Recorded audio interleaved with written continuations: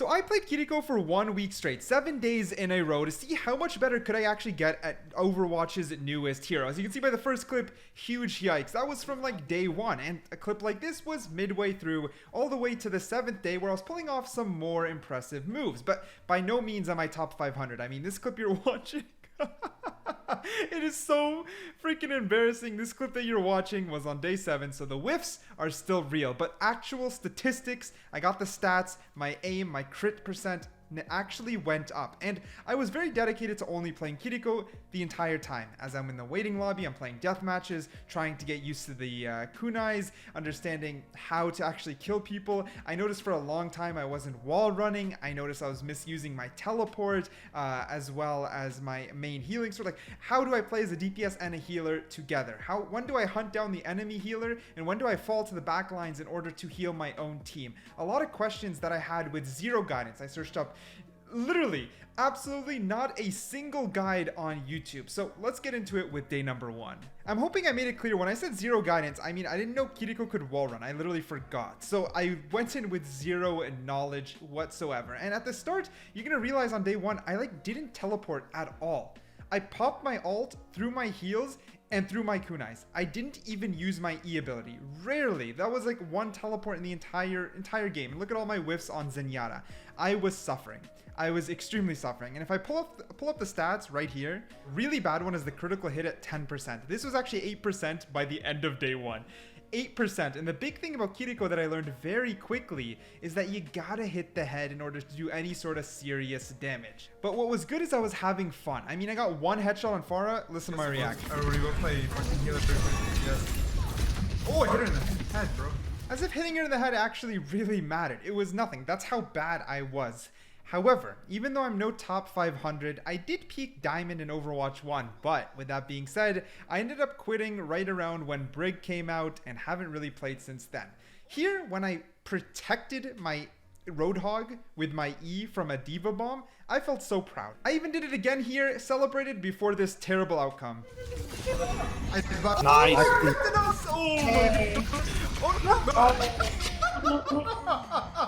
Well, Reaper obviously ruined the fun. I ended up day 1 with practicing my kunais more. I needed to get headshots. I needed those criticals to actually do real damage. So I was dedicated in making sure. I also started wall climbing way more, like outplaying the Reaper there. And then day 2 and 3 came. A lot of improvement came here. Maybe not as much as I would like, but I started assassinating more people. I started teleporting more. I started healing way more consistently instead of only playing DPS, and even learning how to fan out my heals, then throw kunais afterwards to try to assassinate targets. I was getting addicted. This was extremely fun. I was just playing overall way more efficiently. And the thing about Kiriko is the better you play, the more fun she is. She reminds me a lot about Genji. I know that's mainly the game, but she definitely has high skill ceiling, and I'm still absolutely trash at her, but that improvement, even the micro improvements, feels so good. And while again 1 week's not enough, I felt those improvements adding up fast. Why do they target me? And then came my next dilemma. Her ultimate and how to use it in team play was extremely difficult for me, even though I believe it's somewhat straightforward.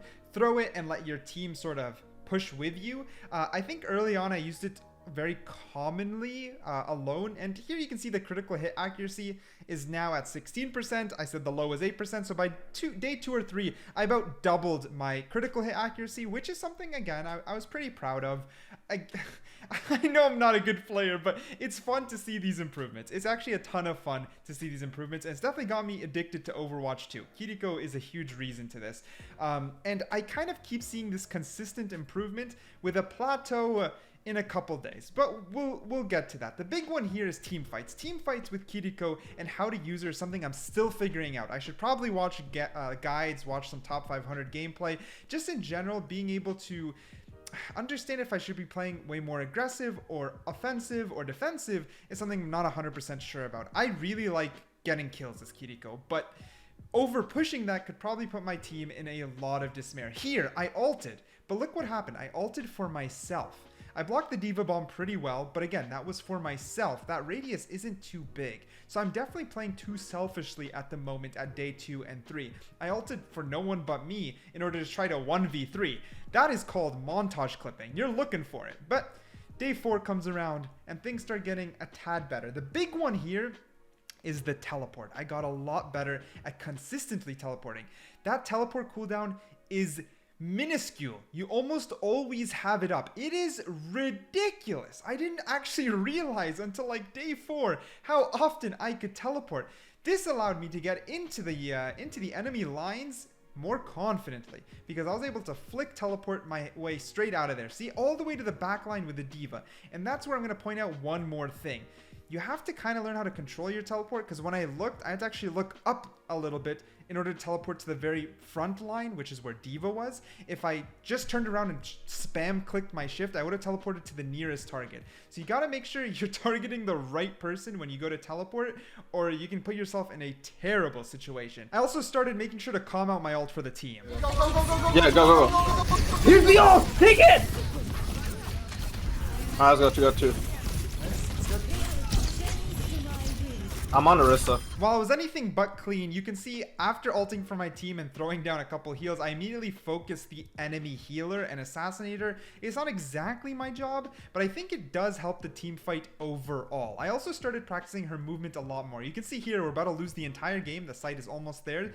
And I was using wall running and teleporting in order to make sure to maneuver around the team, or I guess around the enemy team, and get onto the site last second in order to secure the comeback. It was stressful, but learning her movement, like learning how to wall run into a teleport and maneuver around the enemies, is huge. Her survivability is excellent in the support class. At least I believe so. I had a lot of fun and an easier time surviving as a support when playing Kiriko. She reminded me a lot of Lucio with his bumps, or his boops, sorry, and skating around. Like when you get good at it, it's very, very satisfying, and I'm not even good at it yet, so I can't wait to see how things go.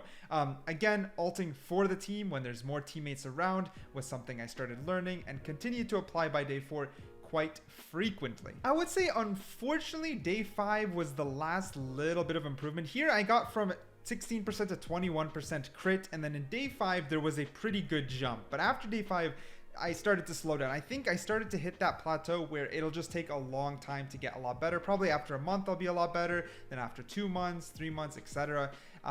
There's always that initial boost of getting better at someone. You can see I would still sometimes ult for myself and like 1v3 people. This is watching back the gameplay is a little bit painful. I'm not a DPS. I shouldn't leave my team hanging like that.